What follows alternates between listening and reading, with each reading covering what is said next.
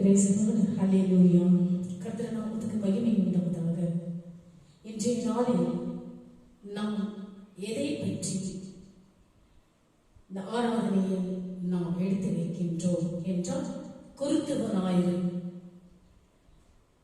பாஸ்கா காலத்தில் ஒரு வாரத்திற்கு முன்னாடி நாம் அனுசரிக்கும் இந்த குருத்துவ ஞாயிறை பற்றி தான் இந்த நாளில் நாம் இந்த குருத்துவ ஞாயிறை பற்றி நாம் எடுத்துக் கொள்கின்றோம். குருத்துவ ஞாயிறு என்பது 2000 ஆண்டுகளுக்கு முன்பு பிறந்த இயேசு கிறிஸ்துவின் பாஸ்கா பண்டிகையை சீடர்களுடன் சேர்ந்து எருசலேமில் கொண்டாடும்படி புறப்பட்டார் கர்த்தர். அவர் ஒலிவமலை எனப்பட்ட மலையின் அருகில் பெத்பனே மற்றும் பெத்தானியா என்னும் ஊர்களுக்கு அருகில் வந்ததும் 2 சீடர்கள் அழைத்து, அருகில் உள்ள கிராமத்திற்குள் செல்லுங்கள், மனிதர்கள் ஒருவரும் இதுவரை ஏறாத கழுதை குட்டி கட்டியிருப்பதை நீங்கள் காண்பீர்கள், அதை அவிழ்த்து கொண்டு வாருங்கள். அவிழ்க்கும் போது யாராவது இதை பற்றி கேட்டால் இது ஆண்டவருக்கு வேண்டும் என்று சொல்லுங்கள் என்றார்கள். அவர் கூறியபடியே சீடர்களும் கழுதை குட்டியை அவிழ்த்து இயேசுவிடம் கொண்டு வந்து தங்கள் வஸ்திரங்களை அதன் மேல் போட்டு இயேசுவை அதன் மேல் ஏறினார்கள். அவர் ஒலிவமலை அடிவாரத்தில் வந்து எருசலேமை நெருங்குகையில் திரளான மக்கள் கூட்டம் அவரை வரவேற்றன. யாரை? ஆண்டவரை. அவரை வரவேற்கும் விதமாக ஒலிவ மர குருத்து ஏந்தி ஆண்டவர வரவேற்பளித்தனர். அந்த ஒலிவ மரத்தின் அந்த குருத்தியை ஏந்தி, குருத்தோலையை ஏந்தி மக்கள் ஆடம்பரமாக கர்த்தரை வரவேற்றினார்கள். குருத்துறை ஞாயிறுடைய சிறப்பு அம்சம், இயேசுவின் போதனைகளை கேட்டிருந்த மக்கள் இயேசு கழுதையின் மீது அமர்ந்து ஊர்வலமாக வருவதை பார்த்ததும் அவர் தங்களை ரோம மக்களிடமிருந்து காக்க வந்த ராஜா என்று நினைத்து வரவேற்றனர் மக்கள். அக்காலத்தில் ஒரு அரசர் போரில் வெற்றி பெற்று நாட்டிற்கு வரும்போது அந்த குருத்தொலையை வைத்து வரவேற்பது வழக்கம். அதனை போலதான் இயேசுவையும் மக்கள் வரவேற்றனர். பழைய ஏற்பாடு தீர்க்கதரிசி சக்கரியா இந்த காரியத்தை குறித்து தீர்க்க தரிசனம் சொல்லியிருந்தார்கள்.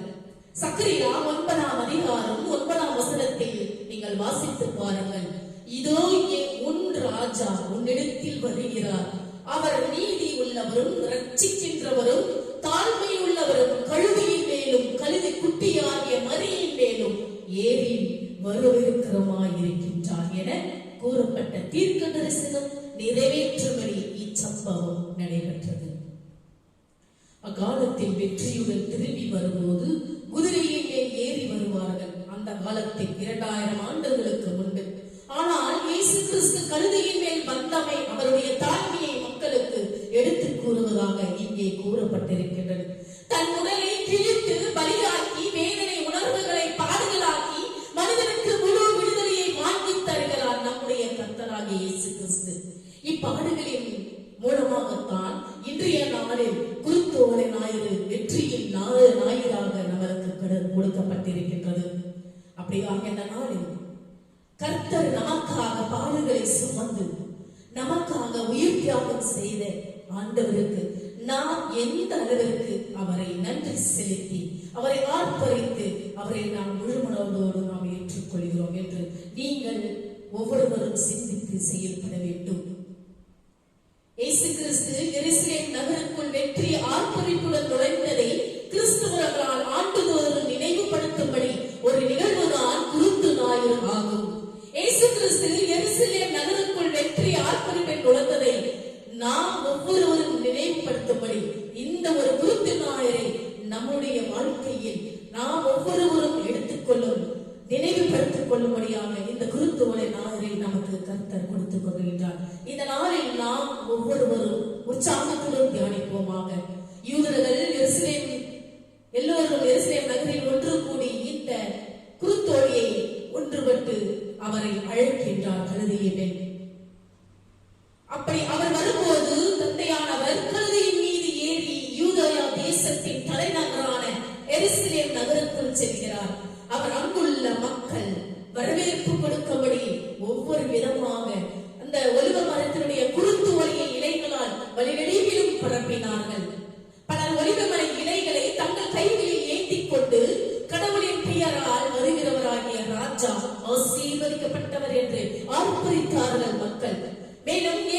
கல்லெறிந்து கொள்ள வேண்டும் என்று நினைத்தவர்களும் மனம் திரும்பி இந்த குருத்தோலைகளை கையில் ஏந்தி அவருக்கு வரவேற்பு கொடுத்தார்களாம். இப்படியாக நாம் நம்முடைய மனதில் எந்த விதத்தில் நாம் மன சஞ்சலத்தோடு இருக்கின்றோம், ஒருவருக்கு ஒருவர் அன்பு செய்து ஒருவருக்கு ஒரு அன்பை பரிமாறிக்கொண்டு தம் தேவைகளை மற்றவர்களுக்கும் சரிப்படுத்தி அவருடைய கஷ்ட துன்பங்களையும் நாம் பகிர்ந்து கொள்ளும் பொழுது கர்த்தர் அந்த இடத்தில் இறங்கி வருகிறார். என்னிடத்தில் நீங்கள் அன்பு கூறுவது போல நீங்கள் பிறரிடத்திலும் அன்பு கூறுங்கள் என்று கர்த்தர் சொல்லுகிறார். யார் உண்மையான அன்பை மக்களிடத்தில் செலுத்திக் கொண்டிருக்கின்றார்கள்? அதனால் நாம் என்ன செய்ய வேண்டும்? முதலாவதாக மக்களிடத்தில் அந்த அன்பை முதலாக கொடுக்க கூடாது. நாம் முதலாவதாக அன்பை உள்ளத்தின் ஆழத்திலிருந்து அந்த அன்பை எங்கு செலுத்த வேண்டும்? ஆண்டவரிடத்தில் செலுத்த வேண்டும். அவருடைய அன்பு மிகவும் பெரிதானது. அப்படியாக நாம் ஒவ்வொருவரும் இந்த கிறிஸ்தவ பிள்ளைகளாக நாம் அனைவரும் இன்றைய நாளில் இந்த குருத்தோடையை நாம் கண்டுகளிக்கும் இந்த விதமான நாளில் நாம் ஒவ்வொருவரும் கர்த்தரிடத்தில் அன்பு செலுத்தி கர்த்தர் அந்த அன்பை மனிதர்கள் மூலமாக நமக்கு அந்த அன்பை பொழிய செய்கிறார். அன்பு என்பது 3 எழுத்தில் நமக்கு கொடுக்கப்பட்டிருக்கின்றன. அந்த 3 எழுத்தினுடைய அன்பை நாம் எப்படி அந்த அன்பை நாம் கொடுக்கின்றோம் மக்களுக்கு பிறரிடத்தில்? அந்த அன்பை முதலாக நாம் எப்படி எடுத்துக்கொள்ளுகின்றோம்? பசாசனுடைய அன்பினால் தான் நாம் வாழ்ந்து கொண்டிருக்கின்றோம். சிந்தித்து பாருங்கள். உள்ளத்தில் மிகவும் கசப்பான அன்புகளை தான் மக்களிடத்தில் கொடுக்கின்றோம்.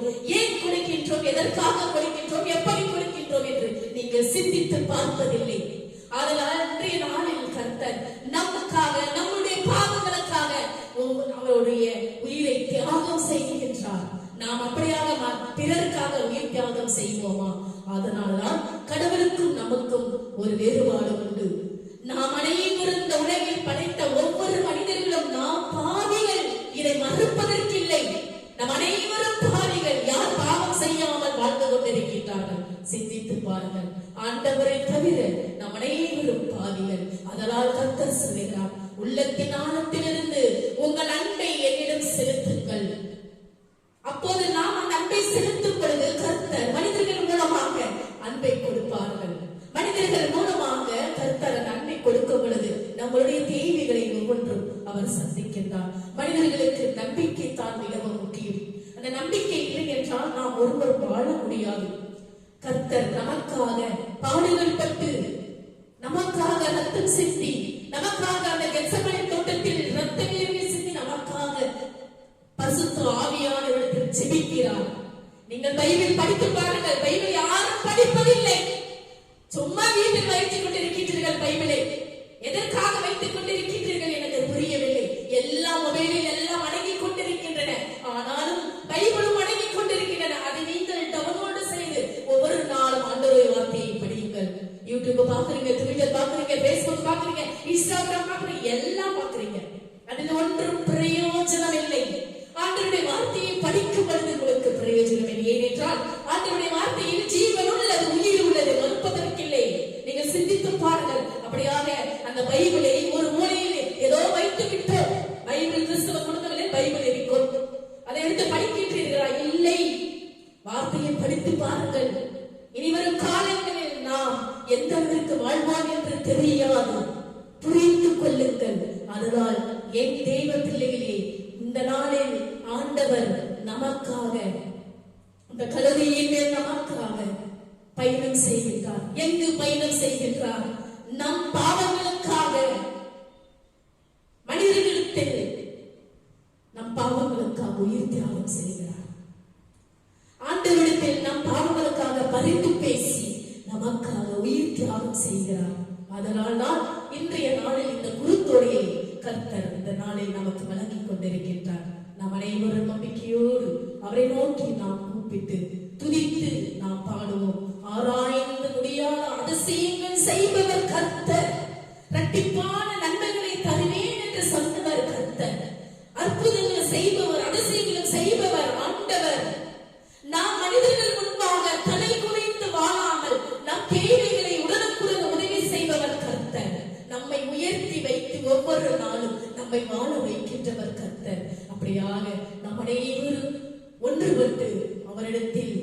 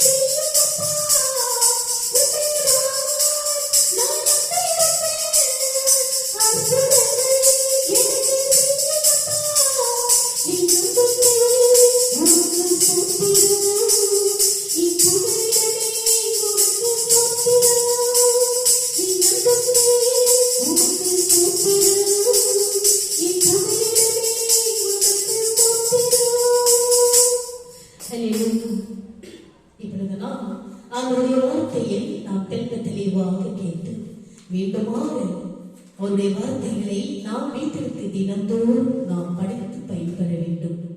நீங்கள் படிக்கும் பொழுது உங்களுடைய வாழ்க்கையில் பல மாற்றங்கள் வரும். சிந்தித்து பாருங்கள். ஆண்டவருடைய வார்த்தையில் ஜீவன் உள்ளது, உயிர் உள்ளது என்று நான் சொல்லியிருக்கின்றேன். அதனால் தெரியாதவர்கள் தெரிந்து கொள்ளுங்கள், புரியாதவர்கள் புரிந்து கொள்ளுங்கள். ஆண்டவருடைய வார்த்தையில் ஜீவன் உள்ளது. அந்த ஜீவனுள்ள வார்த்தைகளை நாம் படிக்கும் பொழுது நம்முடைய வாழ்க்கையில் மாற்றங்கள் கண்டிப்பாக உண்டு. நம் தேவைகளை கர்த்தர் கண்டிப்பாக இரட்டிப்பாக நம் தேவைகளை சந்திக்கக்கூடியவர். நீங்கள் அப்படியாக ஆண்டவரை ஒவ்வொரு நாளும் ஏற்றுக்கொள்ளிருக்கிறீர்களா? அவருடைய வார்த்தைகளை ஒவ்வொரு நாளும் படித்து பயன்பெற்றுக் கொண்டிருக்கின்றீர்களா? படித்து பாருங்கள். தெல்ல தெளிவாக கர்த்தர் உங்களை ஆசீர்வதிப்பார். உங்கள் தேவைகளை ஒவ்வொன்றும் இரட்டிப்பாக ஆசீர்வதிப்பார். இந்த நாளில் நாம் இந்த குருத்தோலை ஞாயிறு பற்றி நாம் சில வார்த்தைகளை நான் கொடுக்கின்றேன். இந்த வார்த்தைகளை கவனித்து பாருங்கள். மீண்டுமாக நான் சொல்லும் ஒவ்வொரு அந்த வார்த்தைகளை படித்து வீட்டிற்கு மீண்டுமாக அந்த வார்த்தைகளை படியுங்கள். ஏனென்றால் வார்த்தைகளில் நாம் வாழ்க்கை அடங்கிக் கொண்டிருக்கின்றன. இது மறுப்பதற்கு உள்ளே இந்த குருத்தோலையை நாம் எப்படி நாம் ஏற்றுக்கொள்கின்றோம்? நான் குருத்தோலை என்றால் என்ன என்று நான் உங்களுக்கு முன்னதாகவே சொன்னேன். ஒரு தந்தையும் மகனும் பிழைப்பு தேடி காட்டு வழியை பயணம் செய்து கொண்டிருக்கின்றார்கள். அந்த காட்டு வழியில் கற்களும் முட்களும் சிறுவனின் கால்களை பதம் பார்த்தன. கால்களில் ஏற்பட்ட வலி அவனது வேகத்தை குறைத்ததாம். அதோடு பசியும் களைப்பும் சோர்வும் அவனை வாட்டின. தந்தை அவனை சிறிது நேரம் அமர வைத்தார். மகனின் வலியை சகிக்க முடியாத தந்தை அவனை சிறிது நேரம் தோளில் தாங்கினார். அவருக்கும் களைப்பு தட்டவே தன் மகனிடம் கூறினார், தம்பி, நான் முதலில் நடக்கிறேன், பிறகு நீ என் பாத சுவடுகளை தடங்களை பின்பற்றி வா, அதிலேயே உன் கால்களை வைத்து நடந்து வா. அப்போது கற்களும் முட்களும் உன் கால்களை தீண்டாது என்று அவனுடைய தந்தை மகனிடத்தில் கூறுகின்றார். முன் நடந்த அந்த கற்களின் கடுமையையும் வலியையும் முட்களின் கொடுமைகளையும் தாங்கிக் கொண்டு மகனை பத்திரமாக அழைத்து செல்கிறார் அந்த மகனுடைய தந்தை. தன் சுகத்தை, மகிழ்ச்சியை, சந்தோஷத்தை, ஏன் தன்னையே மறந்து தன் பிள்ளை கஷ்டப்படாமல் கரை சேர வேண்டும் என்று தன் கொடுமைகளை தாங்கினார் கர்த்தர். அதுபோலத்தான் தன் அவஸ்தையை, பெருமையை, தெய்வம் என்ற நிலையை வலித்து பிடித்துக் கொள்ளாமல் ஒரு அடிமை போல நாம் எல்லோரும் கஷ்டப்படாமல் விண்ணகம் சேர வேண்டும் என்று துன்ப துயர கரட முரடான வழியை அவர் ஏற்றுக்கொண்டு நமக்காக அவரின் பாடுகளை இந்த நாளில் துவக்கம்தான் இந்த குருத்து ஓலை ஞாயிறு பெற்றி நமக்காக இந்த பாடுகளின் வேதனைகளை துன்பங்களையும் பட நம்முடைய ஆண்டவர் அவர் சாவிற்கு தயாராகிறார் என்பதை நினைவுபடுத்துகிறது தான் இந்த குருத்தோலை ஞாயிறு. நமக்காக கொல்லப்பட்ட கழுதை மீது ஏறி செல்கிறார் கர்த்தர். திருவிழாவிற்கு சமீபக்காய் கொல்லப்பட்ட போகும் ஆடு எவ்வாறு மாலை மரியாதையுடன் மந்திரிக்கப்பட்டு அழைத்து செல்லப்படுகிறதோ அப்படி மேல தாளத்துடன் ஓசானா ஓசானா பாடி அழைத்து செல்ல பாடுபடுகிறார் இயேசு என்ற மனிதன். அவருடைய துணிச்சலை நாம் எப்படி ஏற்றுக்கொள்கின்றோம்? அவரின் பாடுகளில் நம் மீது அவர் கொண்ட பாசத்தின் வெளிப்பாடுதான் இந்த குருத்தோலை நாய். அவரின் பாடுகள் அவர் மீது திணிக்கப்பட்டது அல்ல, அவர் ஆக விரும்பி ஏற்றுக்கொண்டது. நல்ல ஆயன் நானே, நல்ல ஆயர் ஆடுகளுக்காக தம் உயிரை கொடுப்பார். யோவான் 10:11 வாசித்து பாருங்கள். நான் சொல்வது அத்தனை சுவிசேஷத்திலும் நான் இதை உங்களுக்கு எடுத்துக் கொள்கிறேன். யோவான் 10:11 வாசித்து பாருங்கள். இப்படியாக நமக்கு கொடுக்கப்படும். அவர் சொல்லி மனமோர்ந்து பாடுகளில் தன் சாவை அவர் சந்தித்தார். தான் கொண்ட லட்சியத்திற்காக, தான் வந்த நோக்கத்திற்காக துன்பங்களை கண்டு பின்வாங்கவில்லை கர்த்தர். ஓடி ஒளிந்து கொள்ளவில்லை கர்த்தர். எதிர்த்து பேசவில்லை கர்த்தர். அழுது புலம்பி தள்ளவில்லை ஆண்டவர் அவர். ஆனால் அவைகளை சந்திக்க கழுதை மீது ஏறுகிறார். இன்றைய முதல் நாம் ஒவ்வொரு நாளும் இந்த கடந்த வாரம் முழுவதும் ஆண்டவருடைய பாடுகளை நாம் நினைத்து நாம் தியானிக்க வேண்டும். நான் கிழிந்தளவில்லை, விலகி செல்லவும் இல்லை. அடிப்போருக்கு என் முகத்தையும் தாடியை பிடுங்குவோருக்கு என் தாடியையும் ஒப்புவிக்கின்றேன். நிந்தனை செய்வோருக்கு, காரி உமிழ்வோருக்கும் என் முகத்தை மறைத்துக் கொள்ளவில்லை. ஏசாயா 50:6 வாசித்து பாருங்கள். எந்த அளவிற்கு இயேசுவின் துணிச்சல். எருசலேமில் பாடுகள் உண்டு என்பதை அவருக்கு தெரியும். அந்த எருசலேம் நாட்டில் பாடுகள் உண்டு என்பது அவருக்கு முன்பே தெரியும். நம்மை கொன்று விடுவார்கள் என்பது அவருக்கு முன்பே தெரியும். இன்று குருத்தோலை ஏந்தி ஓசானா பாடுபவர்கள் ஓரிரு நாட்களில் இவனை சிலுவையில் அறையும் என்று கத்துவார்கள் என்பதும் அவருக்கு தெரியும். இருந்தும் துணிந்து செல்கிறார். ஏன்? நமக்காக, நம் பாவங்களுக்காக அவர் துணிந்து செல்கிறார். தன் லட்சியத்தை நிறைவேற்ற, நாம் மீட்படைந்து விண்ணகம் சேர அவர் துணிந்து செல்கிறார். யாராவது அப்படி செல்வோமா? சிந்தித்து பாருங்கள்.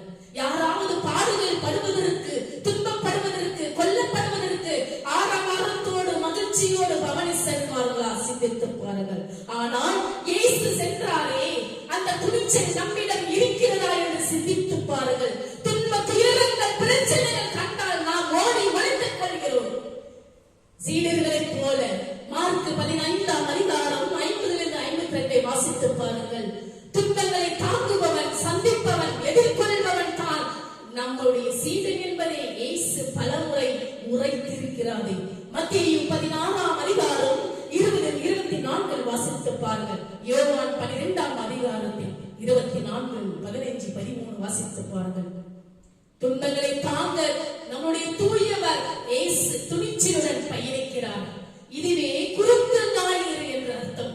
துணிந்து நடக்க நாம் தயாராக இருக்கின்றோமா நாம் சாவிற்கு? இல்லை. இதுவே குருத்து ஞாயிறு நம்மிடம் கொடுக்கப்படும் கேள்வியாக இருக்கின்றது. நீங்கள் அனைவரும் ஆண்டவருடைய பாடுகளை நீங்கள் தியானித்து பாருங்கள். ஆண்டவருடைய பாடுகள் என்பது எவ்வளவு ஒரு பெரிய காரியம்.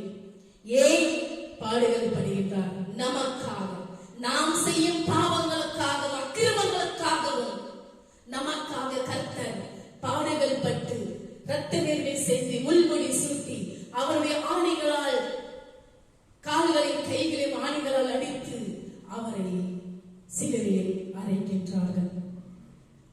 அறைந்த பிறகும் அவர் 3ஆம் நாளில் உயிர் தெளிகிறார். எந்த ஒரு தெய்வம் இறந்த பிறகு 3ஆம் நாள் உயிர் தெழுவார்? சிந்தித்து பாருங்கள். கர்த்தர் ஒருவரே. அப்படியாக நாம் அவரை எந்த அளவிற்கு இந்த நாளை, இந்த குருத்தோலை ஞாயிறை நாம் கொண்டாடி கொண்டு வருகின்றோம். சிந்தித்து பாருங்கள். ஒவ்வொருவரும் நம்முடைய வாழ்க்கையில் எவ்வளவோ நாம் பாவங்கள் செய்து கொண்டிருக்கின்றோம். இந்த பாடுகளுக்கு பரிகாரமாக நமக்காக அவர் உயிர் தியாகம் செய்பவர். அப்படியாகத்தான் இந்த நாளை நாம் அனைவரும் அவரை நோக்கி துதித்து மகிழ்ந்து பாடி வரும் நாட்களில் இந்த பாஸ்கா விழாவை கொண்டாடப்படுகின்றோம். இந்த பாஸ்கா விழாவை கொண்டாட கர்த்தர் வருகிறார். அப்படி அவர் வரும்போது கழுதையின் மீது ஏறி யூதாயா தேசத்தின் தலைநகரான எருசலேம் நகருக்குள் வருகிறார். அப்போது அங்குள்ள மக்கள் அவருக்கு வரவேற்பு கொடுக்க விதமாக ஒலிவமலை அந்த குறுந்தொழியை அந்த இளைஞனால் வழிவெடிக்கிலும் ஆண்டவரை வரவேற்கின்றார்கள். அப்படியாக இந்த வரும் ஞாயிற்றுக்கிழமை வரை நாம் அவருடைய பாடுகளை உள்ளத்தின் ஆழத்திலிருந்து தியானித்து அவர் நமக்காக எவ்வளவு பாடுகள் பட்டுக் கொண்டிருக்கின்றார் என்று சிந்தித்து நாம் ஒவ்வொருவரும் அவருடைய பாடுகளை முன்னோக்கி செல்வோமாக. கர்த்தர் தாமே உங்களை ஆசீர்வதிப்பாராக. நாளில் காணிக்கையை கடந்து செல்வோமாக. காணிக்கை முன்பாக அந்த பாடலை பாடி வெளிவோமாக.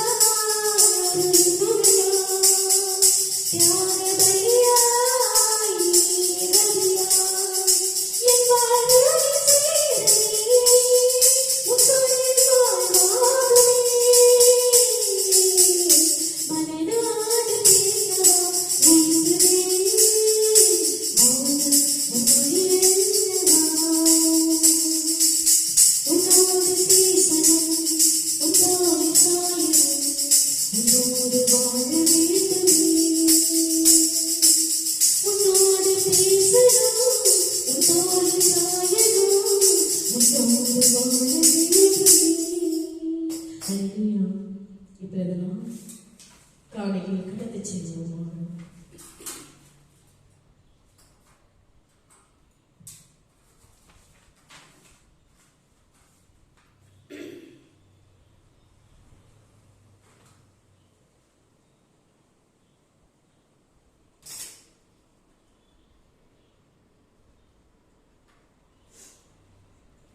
இறைவா, இந்த காணிக்கையை ஆசீர்வதித்து புனிதப்படுத்தி ஆவியிலும் உண்மையிலும் உமக்கு உகந்ததாக செய்தலும் இவ்வாறு உடைய அன்பு திருமகனும் எங்கள் ஆண்டவருமான இயேசு கிறிஸ்துவின் திருவுடலாகவும் இரத்தமாகவும் இக்காணிக்கை மாறுவதாக.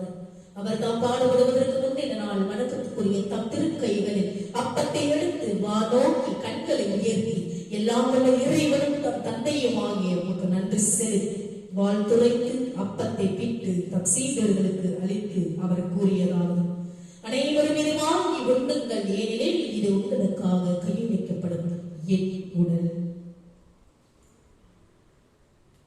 அவனவே உணவருந்திய பின் மகிமை மிகுந்த கிண்ணத்தை வணக்கத்துக்குரிய தம் திருக்கைகளில் எடுத்து மீண்டும் உமக்கு நன்றி செலுத்தி வாழ்த்துரைத்து தம் சீடர்களுக்கு அளித்து அவர் கூறியதாவது: அனைவரும் இதை வாங்கி பருகுங்கள், ஏனெனில் இது புதிய நித்திய உடன்படிக்கான என் ரத்தம்.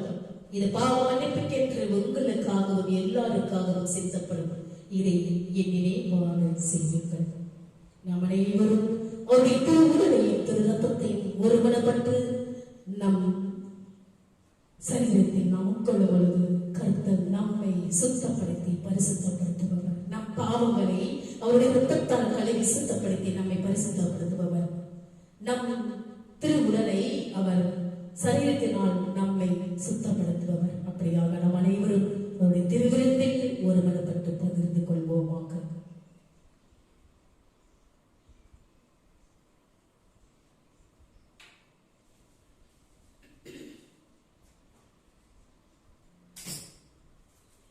நன்றிகளையோடு நாம் அவரை நன்றியோடு துதித்து மகிழ்ந்து பாடுவோமாக.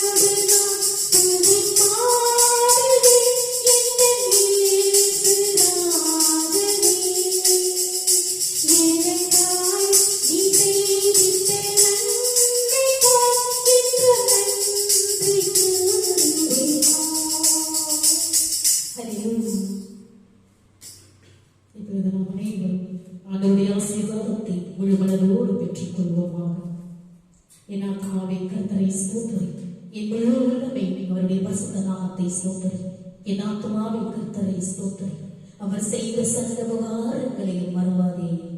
நாம் அனைவரும் தலை வணங்கி அவருடைய ஆசீர்வாதத்தை பெற்றுக் கொள்வோம். இந்த யூடியூப் சேனலை பார்த்துக் கொண்டிருக்கும் ஒவ்வொரு பிள்ளைகளையும் கர்த்தர் உங்களை அவருடைய ஆசீர்வாதத்தால் இந்த நேரத்தில் பொழிய செய்வார். நம்முடைய ஆண்டவராகிய இயேசு கிறிஸ்துவின் கிருபையும் பிதாவினுடைய அன்பும் பரிசுத்த ஆவியினுடைய அன்யோன்யம் ஐக்கியமும் நம்மோடும் நம்முடைய குடும்பத்தோடும் யாரெல்லாம் இந்த யூடியூப் சேனலில் பார்த்துக் கொண்டிருக்கின்றார்களோ ஆண்டவருடைய வெளிச்சமானது உங்கள் மேல் பிரகாசமடையத்தக்கதாகவும் ஆண்டவர் வரும் மற்றும் உங்கள் மேல் சந்தோஷம், சமாதானம் என்றென்றும் நிலைத்திருப்பதாக. ஆமென். May God bless you.